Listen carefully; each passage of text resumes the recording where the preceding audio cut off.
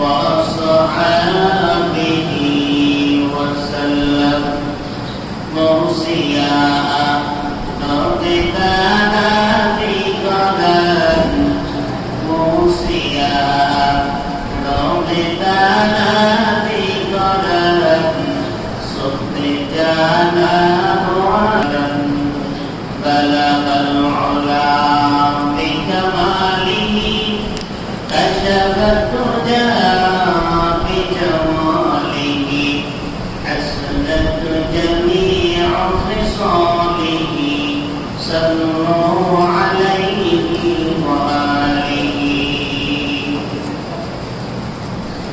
গতকাল আজকের পবিত্র জুমার দিনের উপস্থিত মুরব্বিয়ানে ইকরাম যুবক ভাইরা আলোচনা শুরু করার আগে আল্লাহ রাব্বুল আলামিনের দরবারে অসংখ্য শুকর আদায় করি যে আল্লাহ তাআলা আমাদেরকে পছন্দ করে ভালোবেসে মহব্বত করে আজকের দিনের গুরুত্বপূর্ণ আমল জুমার নামাজ আদায় করার জন্য আল্লাহ আমাদেরকে আসার তৌফিক দান করেছেন। এই জন্য সকলেই অন্তর থেকে শুকর আদায় করি বলে আলহামদুলিল্লাহ। আমি আপনাদের সামনে পবিত্র কোরআন শরীফে ১৬তম পারা সূরা তাহা ১২৩ নম্বর আয়াতে কারিমা, ২৪ নম্বর আয়াতে কারিমা এবং ২৫ নম্বর ২৬ নম্বর আয়াতে কারিমা তেলাওয়াত করেছি। আল্লাহ রাসূলের অমূল্য হাদিস থেকে ইবনে হিব্বান এর বর্ণিত একটি হাদিস আপনাদের সামনে পেশ করেছি। আল্লাহ তাআলা যেন আমাকে ইখলাসের নিয়তে যা কিছু বলবো সেগুলো ইখলাসের সাথে বলার তৌফিক দান করেন। আপনারা যারা শ্রবণ করবেন শুনবেন, আল্লাহ তাআলা যেন আমাদের নিয়তে মনোযোগ সহকারে শ্রবণ করার তৌফিক দান করে বলে আমিন। আমার তেলাওয়াতকৃত আয়াতে আল্লাহ রাব্বুল আলামিন মানুষের শেষ পরিণতি কি হবে এবং তার ভয়াবহতা সম্পর্কে এই আয়াতের মধ্যে তুলে ধরেছে। পরকালে মানুষ দুনিয়াতে যেইভাবে নিজের মন চাহিদা মতে জীবনযাপন করতে সক্ষম হচ্ছে, কিন্তু মৃত্যুর পরে মরণের পর মানুষ সেই নিজস্ব স্বাধীনতা মনের চাহিদা অনুযায়ী সে জীবনযাপন করতে পারবে। সেখানে সরাসরি আল্লাহ তাআলার পক্ষ থেকে তাকে স্বাধীনভাবে চলার ক্ষেত্রে প্রতিবন্ধকতা সৃষ্টি করা হবে, তাকে বাধ্য করা হবে। কিন্তু দুনিয়াতে আল্লাহ তাআলা বাধ্যবাধকতা রেখে নাই, শুধুমাত্র সতর্কতার জন্য, সংশোধনের জন্য আল্লাহ তাআলা নবী পাঠাইছেন, কোরআন পাঠাইছেন, পাঠায় মানুষদেরকে সচেতন করেছেন, সজাগ করেছেন যে তোমরা এই পথে, যেই মতে, যেই রাস্তা অবলম্বন করতেছ সেই রাস্তাগুলো গলত ভুল, সেই পথে তোমরা চললে তোমাদের শান্তি আসবে না। আল্লাহ পাক বলতেছেন ওয়ামান আ'রাদা আন যিকরি ফাইন্না লাহু মাঈশাতান দানকা ওয়া নাহশুরুহু,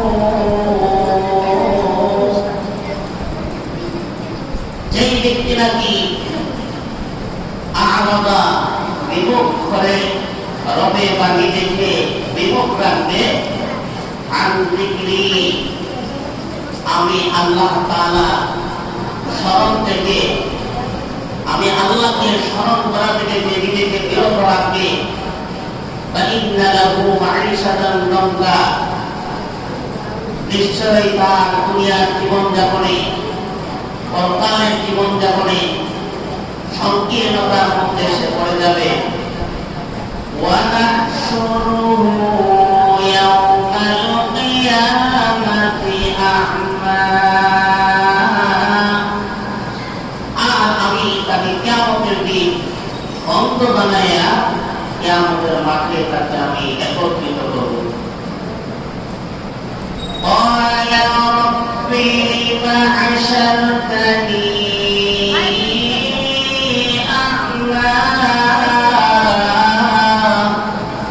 ওই দিন গুনাহগার নাফরমান যে দুনিয়াতে আল্লাহকে ভুলে রয়েছে, আল্লাহর পথকে অনুসরণ না করে নিজের মন চাহিয়ে জিন্দেগি জীবন যাপন করেছে, ওই দিন সেই গুনাহগার নাফরমান বেঈমান বান্দা বলবে, লিমা হাশারতানি আ'মা, হে আমার রব, আমাকে কেন অন্ধ বানায় আজকে কিয়ামতের মাঠে পুনরুত্থান করা হয়েছে, আমাকে জীবিত করা হয়েছে। وَقَدْ كُنتُ بَصِيرًا,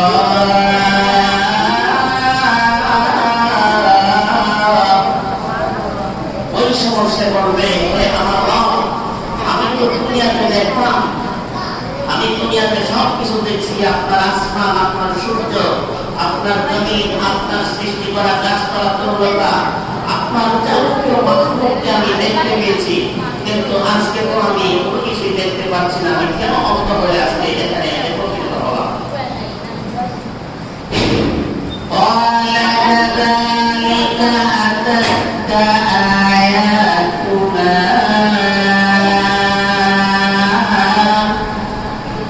আল্লাহ রাব্বুল আলামিন বলেন,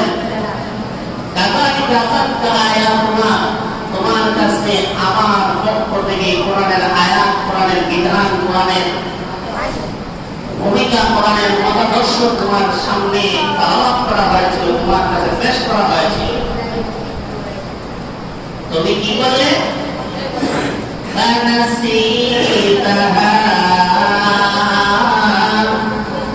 তুমি সেগুলোকে ভুলে গেছো। আমার পক্ষ থেকে কোরআনের আয়াত, আমার পক্ষ থেকে আমার নিদর্শন, আমার দেওয়া বিধিবিধান আমার রাসূল তোমাদের সামনে পেশ করেছিল, তখন তোমরা করতে গিয়ে তোমার বিমুখ হয়ে না দেখার মতন ভান করে চলে যেতে, কেমন যেন তোমরা এগুলো জানো না, বুঝো। এই কারণে আজকে তোমাদেরকে এইরকম আমি তোমাদেরকে অন্ধ বানায় দিচ্ছি। وَكَذَلِكَ الْيَوْمَ تُنسَى, অনুরূপভাবে আজকে আমি তোমাদেরকে ভুলে থাকবো, তোমাদের খোঁজ খবর নিব না, তোমাদের দিকে আমি লক্ষ্যপাত থাকাবো না, তোমাদের দিকে আমি দৃষ্টি নিবন্ধন করবো না, কারণ তোমরা দুনিয়াতে থাকা অবস্থায় আমার কোরআনের দিকে তোমরা চোখগুলো তাকাও নাই, আমার রাসূলের কথা তোমরা শোনো নাই, আমার কোরআনের বাণী আলেমরা তোমাদের কাছে ব্যাখ্যা বিশ্লেষণ করে সুন্দরভাবে উপস্থাপন করেছে, তোমরা সেইগুলো গ্রহণ করো নাই, তোমরা মানো নাই। সুতরাং দুনিয়াতে যখন আমার বিধানকে তোমরা প্রত্যাখ্যান করে বিমুখতা প্রদর্শন করে যখন তোমরা নিজেদেরকে ঘুরে রেখেছো ভিন্ন দিকে নিজেরা চলছো, সুতরাং আজকেও আমি তোমাদের দিকে দৃষ্টিপাত করবো না, তোমরা তোমাদের মতো ঘুরে থাকো। আল্লাহ পাক আমাদেরকে আগে সতর্ক করে দিচ্ছে। আল্লাহ রাসূল থেকে হযরত জাবের রাদিয়াল্লাহু তাআলা হাদিস বর্ণনা করেন, আন জাবের রাদিয়াল্লাহু তাআলা আনহু আনিন নবী সাল্লাল্লাহু আলাইহি ওয়াসাল্লাম, হযরত জাবের রাদিয়াল্লাহু তাআলা আনহু রাসূল সাল্লাল্লাহু আলাইহি ওয়াসাল্লাম থেকে হাদিস বর্ণনা করেন, قال রাসূল সাল্লাল্লাহু আলাইহি ওয়াসাল্লাম বলেন, আল কুরআনু কোরআন হলো এমন একটি গ্রন্থ, এমন একটি বিধান যে হাসরের দিন মানুষের জন্য সুপারিশ করবে। মুশাফফাহু, এবং তার সেই সুপারিশকে আল্লাহ রাব্বুল আলামিন গ্রহণ করবে। মানহিলুল মুসাদ্দাকুন, কোরআন হলো বাক বিতর্ককারী, আল্লাহর সঙ্গে তর্ক লিপ্ত হবে, তাকে অনুসরণ করে নেওয়া, তাকে তালাওয়াত করে নেওয়া, তার বিধান মানতে নেওয়া, তাদের পক্ষ হয়ে কোরআন আল্লাহর সঙ্গে বাক বিতর্ক করবে। মুসাদ্দাকুন, আল্লাহ রাসূল করে সেই কোরআনের বাক বিতর্ক, তর্ক বিতর্ক আল্লাহ তাআলা গ্রহণ করবেন। এরপর আল্লাহ রাসূল বলেন, মান জাআলাহু আমামাহু, যে কোরআনকে নিজের সামনে রাখবে, বাআদাহু ইলাল জান্নাহ, এই কোরআন বাআদাহু ইলাল জান্নাহ, এই কোরআন তাকে সুপারিশ করে ফেলে জান্নাতের ভিতরে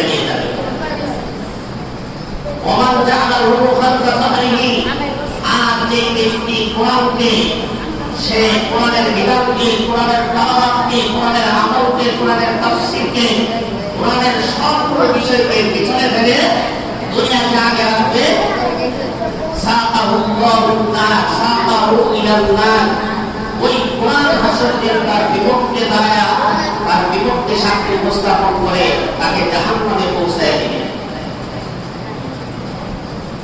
এর থেকে বোঝা গেল কোরআন আমাদেরকে সর্বক্ষেত্রে ধারণ করতে হবে। যদি আমরা কোরআনের কাছ থেকে বিমুখ হয়ে থাকি, মুফাসসিরিনে কেরাম বলেন ওয়ামান আ'রাদা আন যিকরি ফাইন্না লাহু মাঈশাতান দানকা ওয়া নাহশুরুহু, যে ব্যক্তি আমি আল্লাহর স্মরণ থেকে বিমুখ হয়ে থাকবে, তাফসীর ইবনে কাসিরের মধ্যে উল্লেখ করেছেন মিনতি আন যিকরি আই খালাফা আমরি, যে ব্যক্তি আল্লাহ রাব্বুল আলামিনের বিধানকে বিরোধিতা করবে, আল্লাহর বিধানের মতটা করবে না, অনুসরণ করবে না, সেই লোকের জীবনযাপন মাঈশাতান দানকা, দুনিয়ার জীবনটা তার জন্য সংকীর্ণ হয়ে যাবে।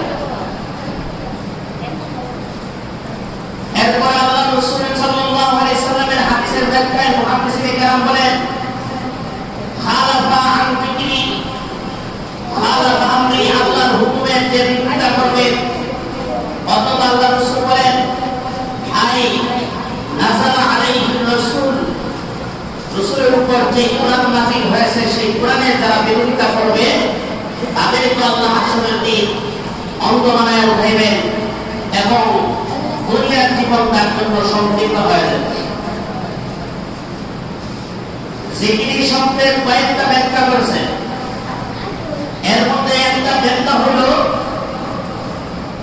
খালাফা আমরি, আল্লাহ রাসূল বলেন, আল্লাহ পাক বলেন যে আমার হুকুমের বিরোধিতা করবে, আল্লাহর হুকুম পুরো কোরআন শরীফের ভিতরে যা আছে সবগুলো যত বিধান আছে পালন করার জন্য আদেশ করছে, এইগুলো সব কার হুকুম? আল্লাহর হুকুম। এগুলো কার হুকুম? না এখানে কি কোনো আলেমের হুকুম আছে, কোনো নেতার হুকুম আছে, এখানে কোনো সরকার মাথার করে হুকুম আছে, কোনো হাফেজ, ম্যাজিস্ট্রেট অথবা বড় মুফাসসিরের কোনো হুকুম আছে? না, এখানে যা আছে কার হুকুম? আল্লাহর হুকুম। তাহলে আল্লাহর হুকুম সকলেই মানতে হবে। কেউ যদি এই হুকুম থেকে সে নিজেদের বিমুখ করে নেয়, তাহলে আল্লাহ পাক বলেন ফাইন্না লাহু মাঈশাতান দানকা, তার দুনিয়ার জীবনটা হয়ে যাবে সংকীর্ণ।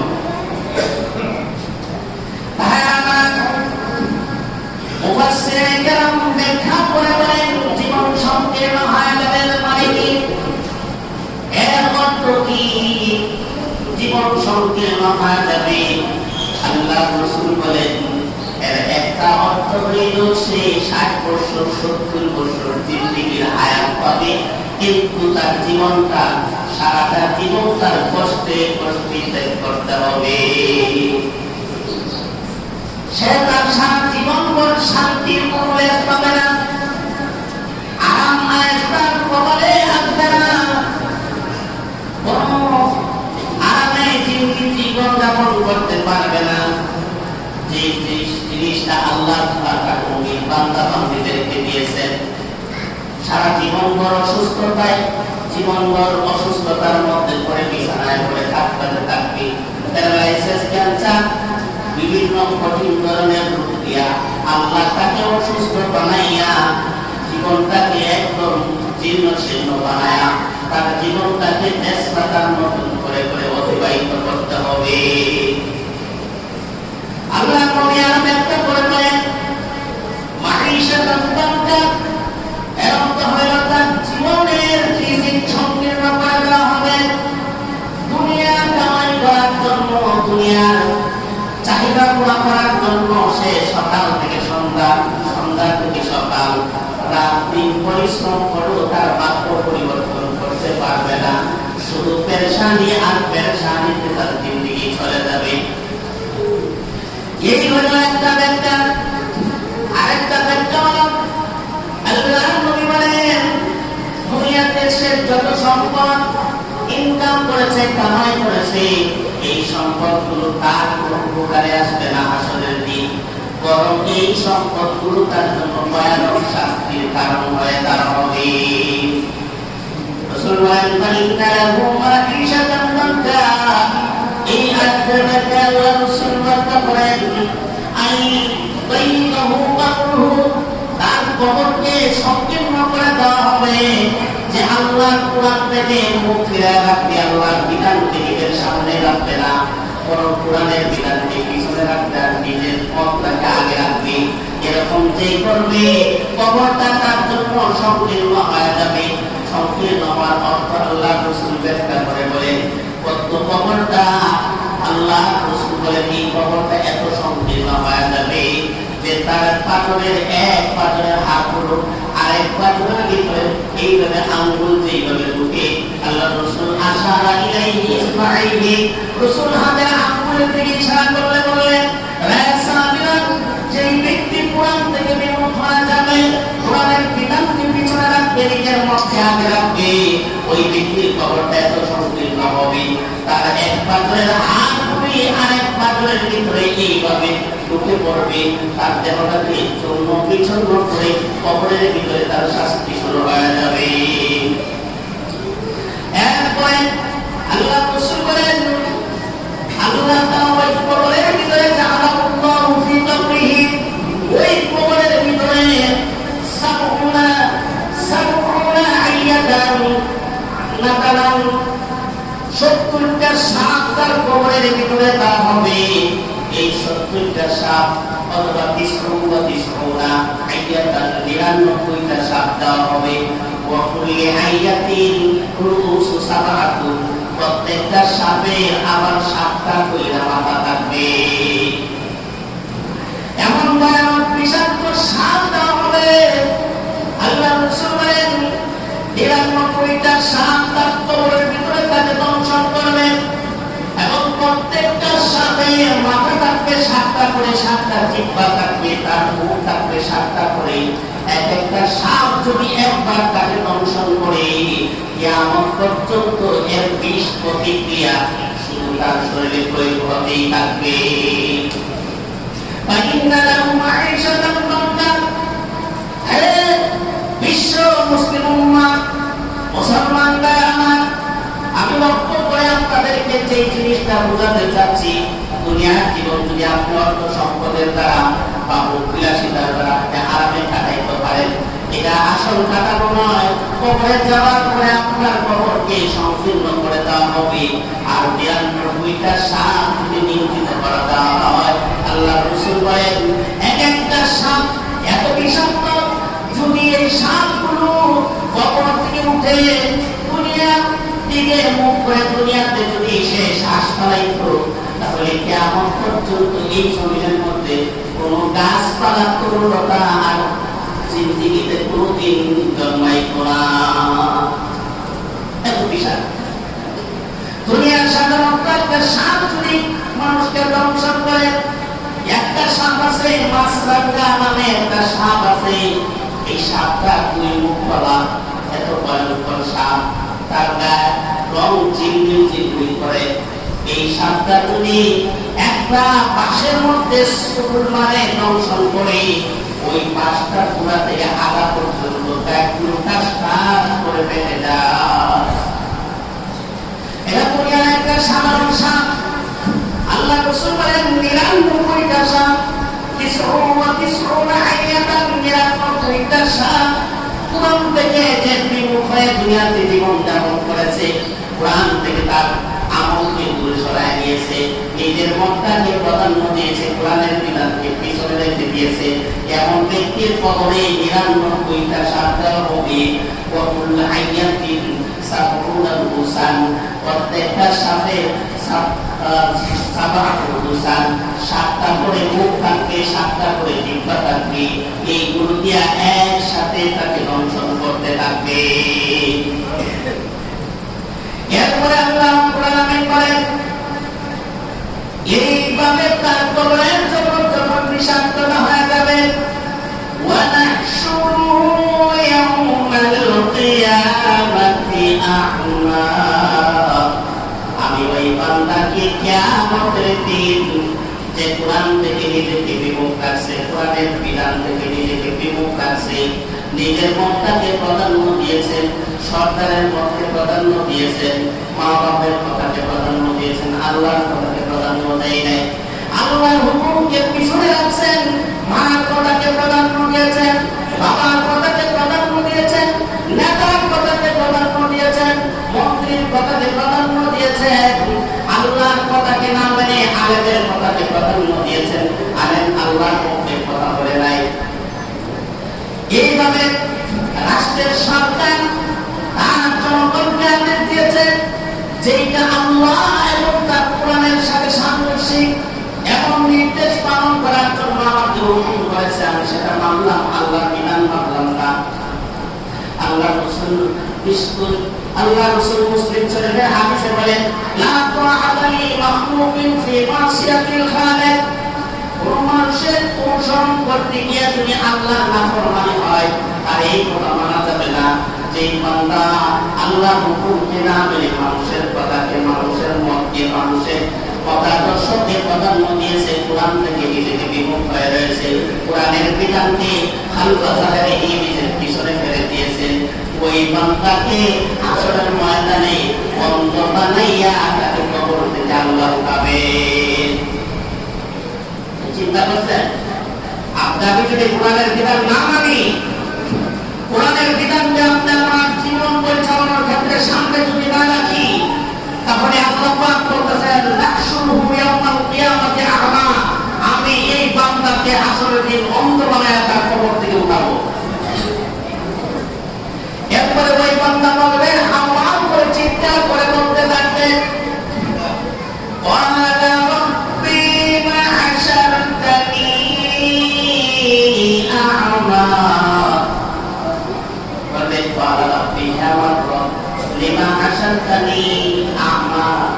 আমি তো পারছিলাম কেন আমারে অন্ধ বানায়া কবর থেকে উঠাইলে, আমি কি অপরাধ করছি, আমার কি দোষ, আমার কি অন্যায়, আমি আপনার কি এমন ক্ষতি করে ফেলেছি আপনি আজকে আমাকে সব মানুষকে চোখ গলা দিয়া, চোখ বানায়া, চোখ দিয়া তাদেরকে সুন্দর দেখার পরিবেশ করে দিয়া তাদেরকে হাসরের মাঠে উঠাইলেন, আমি কি এমন অপরাধ করলাম আপনি আমার চোখ কানা বানায়া কবরে উঠাইলেন, অন্ধ বানায়া উঠাইলেন।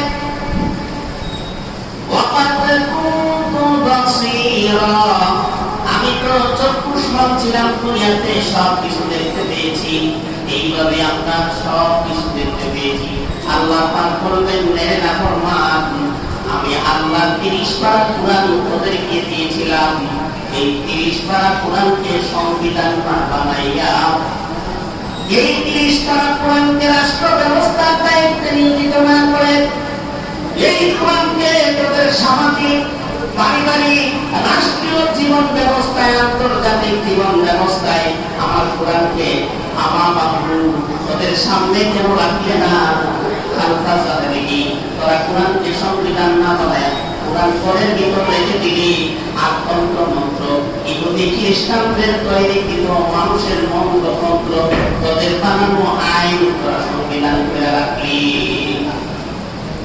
আমি তো এই সংবিধান, এই কোরআন তো তোদেরকে এমনিতে দেই নাই, এই কোরআন কি তোদেরকে আমি পুরা মেরেছি, পুরা মিলাদ বাকিল কইরা আর খতমে পুরা কইরা আর মরলে কোরআন খতম কইরা ফুয়ায়া ফুয়া কইরা হাতিয়া নিয়ে বলতে কোন কিছু করবে।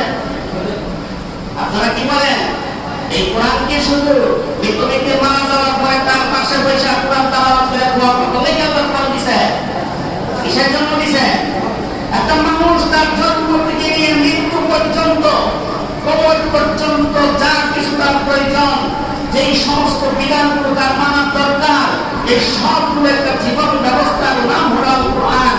সেই কোরআনকে খালফা জাহেরে গিয়ে আল্লাহ রাসূল বলেন যেই জাতি, যেই সমস্ত ব্যক্তিরা কোরআনকে সংবিধান না মেনে খালফা জাহেরে গিয়ে কোরআনকে পিছনে রেখে মানুষের তৈরি মতবাদ দিয়ে, মানুষের তৈরি মতাদর্শ দিয়ে, মানুষের তৈরি সংবিধান দিয়ে রাষ্ট্র ব্যবস্থা যারা পরিচালনা করছে, যে সমস্ত মুসলমানরা কোরআনকে বাদ দিয়ে ওই আব্রাহাম লিঙ্কনের এবং রাশিয়ার কমিউনিজম এবং এই সমস্ত কাফেরদের তন্ত্র মন্ত্র দিয়ে যারা রাষ্ট্র পরিচালনা করেছে, তারা কোরআনকে পিছনে রেখে নিজেদের তৈরি করা মতবাদ সংবিধানকে তারা সামনে রেখে দুনিয়া পরিচালনা করছে।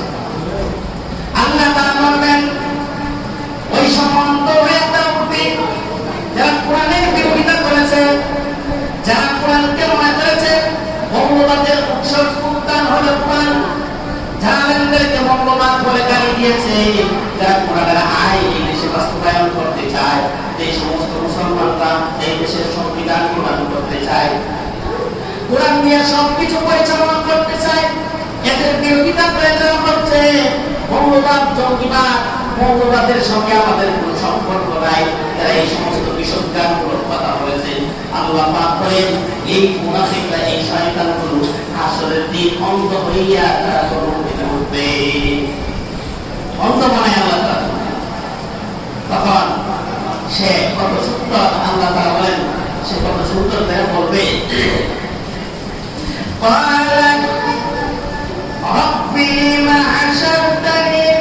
আমাকে কেন অন্ধ বানায় উঠাইলে? আল্লাহ তাআলা বলবেন রে বান্দা, কেন তোর অন্ধ বানায় উঠাইলাম? তুই বুঝছ না? কেমনে বুঝবি? দুনিয়া যাওয়ার পরে দুনিয়ার সুখ শান্তি আর ক্ষমতা ব্যবহার করে পরকালে কবরে যে তোর আসতে হবে সেই জিনিস তুই ভুলে গিয়েছিলি। খালফাতানি তোর পিছনে ফেলে দিয়েছিলে কোরআনকে। তুই যেরকম আমার কোরআনকে দুনিয়াতে গুরুত্ব দেস নাই, তুই যেমন আমার কোরআনকে মূল্যায়ন করিস নাই, জীবনে পূর্ণ কোরআনের তিলাওয়াত করিস নাই, কোরআনের বিধান অনুযায়ী জীবন পরিচালনা করিস নাই, এই জন্য আমি আল্লাহ তাআলা দুনিয়াতে যেইভাবে তুই আমাকে ভুলে রয়েছিলি, ক্বালা কাযালিকা আতাকা আয়াতুনা, আল্লাহ পাক বলেন তোর কাছে আমার কোরআনের আয়াত এসেছিল, আমার রাসূল এসেছিল, ব্যাখ্যা বিশ্লেষণ করে তোকে বুঝাই দিয়েছিল কোরআন দিয়ে রাষ্ট্র ব্যবস্থা কর, দেশে শান্তি আসবে, পরিবারে শান্তি আসবে, সমাজে শান্তি আসবে। এইভাবে আমাদের প্রবক্তাদেরকে বুঝিয়েছেন, তাদের কাছে এই কোরআন বাণী তাদের কাছে প্রকাশ করেছে, এর বিনিময়ে তোরা করলে কি ফানাসিতা, তোরা কেমন যেন এই কোরআন সম্পর্কে কিছুই জানোস না, এইভাবে মুখ ফিরে নিস। অনেকে আছে না, যদি দেখে নিজের মামলা করতে, নিজের বিরুদ্ধে মামলা আছে, মামলা হয়ে গেছে, কি হলো তোমার নামে তো মামলা হয়েছে, এই মামলা হয়েছে না, কিছু করতে পারি না, এইভাবে উড়ায় দেয় না, আর এইভাবে মাথাগুলো উড়ায় দেয় কিনা? আমরা দুনিয়াতে আল্লাহর হুকুমকে, কোরআনকে আমরা এগুলো উড়াই দিতেছি। মুসলমানের ঘরের ভিতরে ফজরের সময় কোরআনের আওয়াজ নাই, কোরআনের তেলাওয়াত নাই, রাত গভীর পর্যন্ত 3টা পর্যন্ত ফেসবুক চলে, ইউটিউব চলে, বিভিন্ন ধরনের গুনাহ কর্মকাণ্ড চলে। মুসলমান সমাজ তাদের ধ্বংসের দিকে, এইভাবে নারী পুরুষ তাদের স্বামী বিদেশে আছে, ওই মহিলাগুলো, অধিকাংশ মহিলাগুলো ফজরের নামাজ পড়তে পারে না, মোবাইল সিটিং করে, ফজরের সকাল 9টা বাজে ঘুম থেকে উঠে নিজের বাচ্চাদের পর্যন্ত মক্তবে পাঠানোর মতন তার সময় থাকে না। কোরআনকে বলে রয়েছে, কোরআনের তেলাওয়াত করা হয় নাই, আল্লাহর জিকির করা হয় নাই, আল্লাহর হুকুম পাঁচ ওয়াক্তের নামাজ পড়া নাই, আল্লাহর দেওয়া বিধান দিয়ে রাষ্ট্র ব্যবস্থা করা নাই। মুসলমানের সমাজকে আজকে ইহুদিরা ধ্বংস করে দিয়েছে। মুসলমানের ঘরে কোরআন নাই, মুসলমানের বাচ্চার কোরআন নাই, মুসলমান নিজেই কোরআন করে না, মুসলমানের সমাজেও কোরআনের অনুষ্ঠান নাই, মুসলমানের রাষ্ট্র ব্যবস্থাতেও কোরআন নাই। এইভাবে কোরআনকে কারো কথা রেখে মুসলমানরা কোরআনকে পিছনে ফেলে দিয়েছে। আর আগে বাড়াই দিয়েছেন আব্রাহাম লিঙ্কনের মতাদর্শ, গণতন্ত্রের সংবিধান তারা সামনে বাড়াই দিয়েছেন। আল্লাহ পাক বলেন তোরা এই আব্রাহাম লিঙ্কন আর রাশিয়ার সোশ্যালিজম, কমিউনিজম এবং জাতীয়তাবাদ বিভিন্ন মতবাদ দিয়ে তোরা চললি, আমার কোরআনকে পিছনে রাখি, আমাকে ভুলে গেছিস। ফানাসিতাহা, কেমন যেন আমাকে ভুলে গিয়েছিলে। ওয়া কাযালিকাল ইয়াউমা তুনসা, আমি আল্লাহ আজকের দিনে তোকেও তোদের এইভাবে ভুলে যাব। আল্লাহ যদি ভুলে যায়, আল্লাহ যদি বলে আমি আমার কাছে নাই, আপনি বিশাল বিপদে আছেন, এই মুহূর্তে আপনার এলাকার একজন লোক আছে, বড় ধরনের আপনার গাড়ি অ্যাক্সিডেন্ট টাইমটা ঘুরতে ইচ্ছা করে কয়েকজন লোকের উপরে গাড়ির স্টারিং আপনার গাড়িকে উঠাই দিয়ে এই মুহূর্তে ছায় পাঁচজন লোক মারা গেল। সকলে আপনাকে ঘেরাও করে ধরলো, ধরার পরে বলতেছেন তাকে এখানে আমরা হত্যা করে ফেলবো। এই সময় যদি আপনার ভাই, আপনার গোষ্ঠীর, আপনার গ্রামে অথবা আপনার এলাকার, আপনার জেলার একজন লোক যদি বা দাঁড়ায় বলে ভাই এই লোকটাকে হত্যা করে কোনো লাভ নাই, যারা মারা গেছে তো মারাই গেছে, আমি তার পক্ষ হইয়া তার পক্ষ থেকে সকল ক্ষতিপূরণ দিয়া দিব, তাকে হত্যা করিও না। এই লোকটা জিম্মাদারি নিলে যতটা খুশি হবে দুনিয়ার মানুষকে বলা যাবে, কিন্তু তার খুশিটা বিবরণ দেওয়া যাবে না। ওই লোকটা যেই রকম খুশি হবে আসলে দিন আল্লাহ তাআলা যখন করবে এই বন্দার দায়িত্ব আমার কাছে, আলাইহি আব্দুল মুতার হক আমার কাছে আছে, আমি তার জিম্মাদারি নিলাম। আল্লাহ রাসূল বলেন ওই সময় যদি আল্লাহ দায়িত্ব না নিয়ে বলেন ফানাসিতাহা, আমি করে ভুলে গেলাম, আমি করে চিনি না, আমি চিনি না। আপনার গোষ্ঠীর লোকটা যদি বলে ভাই লোকরা আমি চিনি না, আপনার যারা মনসা তাই করেন, ওই লোকটার যেরকম কষ্ট লাগবে আসলে দিন আল্লাহ তখন বলবে আমি তোদেরকে চিনি না, গণতন্ত্র দিয়া ওই আব্রাহাম লিঙ্কনের সংবিধান দিয়া রাষ্ট্র চালাইছিলে, আমি আজকে তোদেরকে চিনি না। সুতরাং তোরা যেখানে মনে চায় সেখানেই তোরা চইলা যা। জাহান্নামের ব্যারেল করার সাথে সাথে লোহার শিকল পড়ায়া, আগুনের শিকল পড়ায়া জাহান্নামের দিকে নিয়ে যাবে। আর তাকায় তাকায় বলবে গেলে তোদের চেহারার মধ্যে তুমি মুখ দেখা যায় নবীর উম্মত, বলবে আমরা মুহাম্মদুর রাসূলুল্লাহ উম্মত। এই কথা তাদের প্রথম স্মরণ হবে না, প্রথমে বলবে যেই নবীর উপর কোরআন নাযিল হয়েছিল সেই নবীর উম্মত। তখন ফেরেশতারা বলবে তাহলে মুহাম্মদের উম্মত। বলে আহারে তোরা কত বড় হতভাগা হইলি, কত ধরনের হতভাগা হইলি, যেই নবীর নাম উচ্চারণ করলে, যেই নবীর নাম দুরূদ শরীফ পড়লে মহান আল্লাহর সাথে সাথে 10টা রহমত নাযিল করে, যেই নবীর একটা সুন্নাত মানলে গলা কাটা শহীদের সওয়াব দেওয়া হয়েছে, যেই নবীর অনুসরণ করলে পরকালে বিনা হিসাবে জান্নাতের ওয়াদা দেওয়া হয়েছে, সেই নবীর উপর প্রেরিত কোরআনকে তোরা মানলি না, তোদের মতন হতভাগা আর কেউ নাই, তোরা এই জাহান্নামে যাওয়ার সবচেয়ে বেশি উপযোগী। এখন বলেন কোরআন থেকে আমরা দিব না কোরআনকে আমরা সামনে রাখছি? বুঝেন কথা বুঝতে পারবেন? এখন আমরা যেভাবে চলতেছি কোরআন কি আমাদের সামনে আছে না আমাদের পিছনে আছে? পেছনে আছে। কেন? রাষ্ট্র ব্যবস্থায় কোরআন নাই, রাষ্ট্র ব্যবস্থায় কি নাই?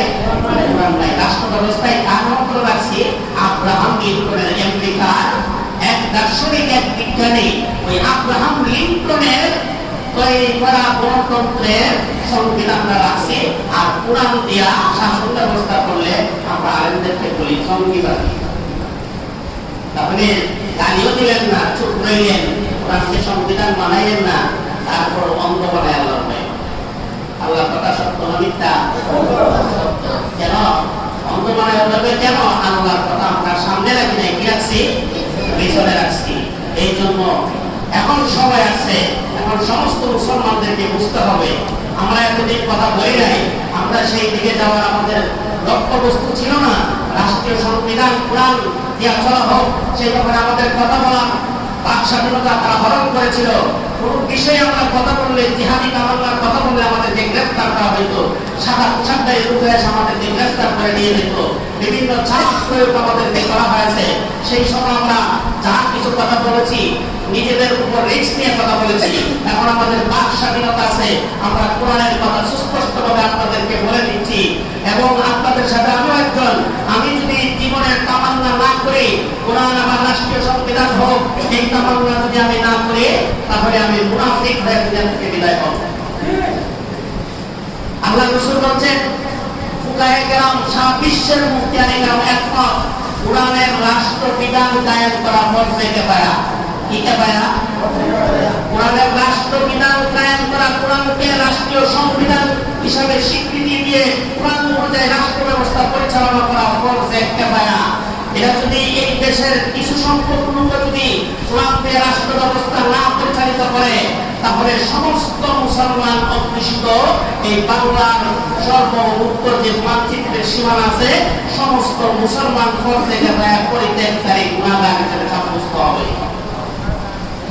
জানাজার নামাজ যেমন কয়েকজনে মিলে পড়লে সকলে কোরআন থেকে বেঁচে যায়, এইরকম ভাবে রাষ্ট্রীয় বিধান সংবিধান কোরআন না করার আগ পর্যন্ত মুসলমান ঘরে বসে থাকে, সকলে ফরজে কিফায়া পরিত্যাগকারী গুনাহগার হবে।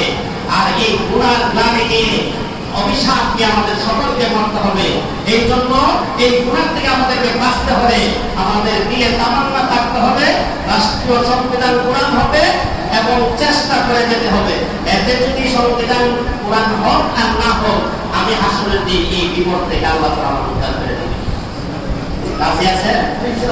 দোয়া করতে হবে, নিজের চেষ্টা করতে হবে এবং এর প্রতি আপনার মত থাকতে হবে। আপনি বিরোধিতা করলে অন্তরে আল্লাহ তাআলা দেবেন। আল্লাহ তাআলা আমাদের সকলকে